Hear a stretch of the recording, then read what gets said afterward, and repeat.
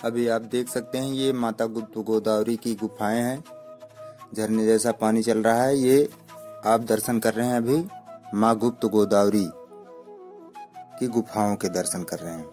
आइए थोड़ा सा हम जान लेते हैं गुप्त गोदावरी के बारे में। गुप्त गोदावरी की गुफाएं पर्यटकों के लिए सबसे आकर्षण का केंद्र हैं। गुप्त गोदावरी में 2 रहस्यमयी गुफाएं हैं, जिसमें से एक गुफा बड़ी और दूसरी गुफा उससे छोटी है, लेकिन वो बहुत ही लंबी है। हिंदू पौराणिक महाकाव्य रामायण में बताया गया है कि भगवान राम और भगवान लक्ष्मण 14 वर्ष वनवास के दौरान कुछ समय के लिए इस गुफा में रुके थे और एक दरबार भी लगाया था। इतिहासकारों के अनुसार गुफा की भीतर की चट्टानों से गहरी नदी के रूप में उभरती हुई गोदावरी नदी नीचे एक और गुफा में बहती है और फिर पहाड़ों में जाकर गायब हो जाती हैं। बाद में पानी की विशाल चट्टान की छत से बाहर निकलते हुए देखा जा सकता है। कहा जाता है इस गुफा को प्रभु राम के वनवास के पहले ही देवताओं ने इसे विश्वकर्मा जी के द्वारा बनवाया गया था।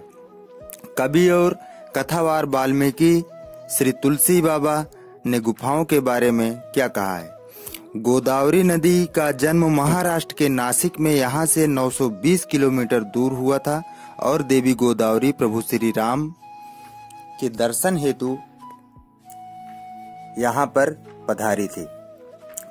कहा जाता है कि जब प्रभु श्री राम अपने वनवास काल के 14 वर्षों में से 11.5 वर्ष चित्रकूट में बिताए थे, उस समय प्रभु श्री राम कुछ समय के लिए लखन समेत माता सिया समेत इस गुफा के अंदर आए थे। कुछ समय यहाँ पर बिताया था उन्होंने और माता गुप्त गोदावरी यहाँ पर उनके दर्शन के लिए गुप्त रूप से आई और गुप्त रूप से चली गई, इसलिए इस स्थान का नाम गुप्त गोदावरी पड़ गया। गुप्त गोदावरी का ये जो अभी आप देख रहे हैं, ये गुप्त गोदावरी का मेन गेट है। ये थोड़ा सा संकरा है, पतला गेट है। आप जब इसमें प्रवेश करेंगे तो एक बार में एक ही आदमी अंदर जा सकता है। अभी आप गुप्त गोदावरी के अंदर का दृश्य देख रहे हैं। गुप्त गोदावरी के अंदर के दृश्य में यहाँ थोड़ा ऑक्सीजन की कमी रहती है दोस्तों। अगर जो श्वास दमा वाले पेशेंट हैं वो कृपया करके इस गुफा में दर्शन के लिए ना जाएं, क्योंकि यहाँ सांस लेने में बहुत ही कठिनाई पड़ती है। अब आइए हम आगे की ओर बढ़ते हैं।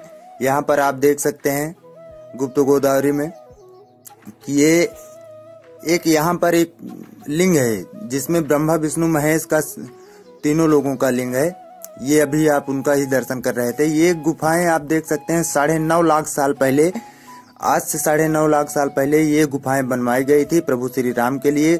ऐसा माना जाता था कि जैसे पहले से ही तय था प्रभु श्री राम को वनवास जाना ही है, इसलिए देवताओं ने विश्वकर्मा भगवान को बुला करके इस गुफा का निर्माण कराया था।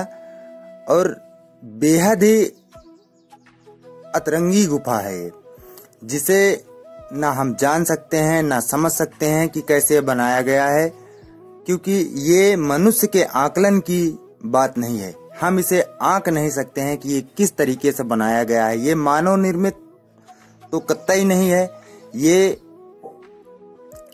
भगवान के द्वारा, ईश्वर के द्वारा ही बनवाया गया ये गुफा है, जिसका भी हम आपको दर्शन करवा रहे हैं। ये आप जो दर्शन कर रहे हैं, ये एकलिंग जी महाराज की दर्शन कर रहे हैं अभी आप। इसी गुफा के अंदर खटखटा चोर भी है। इसी गुफा के अंदर आपको स्फटिक शिला भी मिलेगी। स्फटिक शिला है वह स्थान जहां प्रभु श्री राम ने माता सीता को एक बार फूलों के द्वारा उनका श्रृंगार किया था।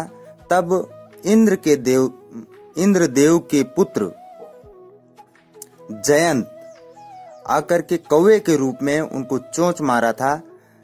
तब प्रभु श्री राम ने उनको शब्द वेदी बाण के द्वारा मारा था, जिससे उनको तीनों लोकों में कहीं भी सहारा नहीं मिला था।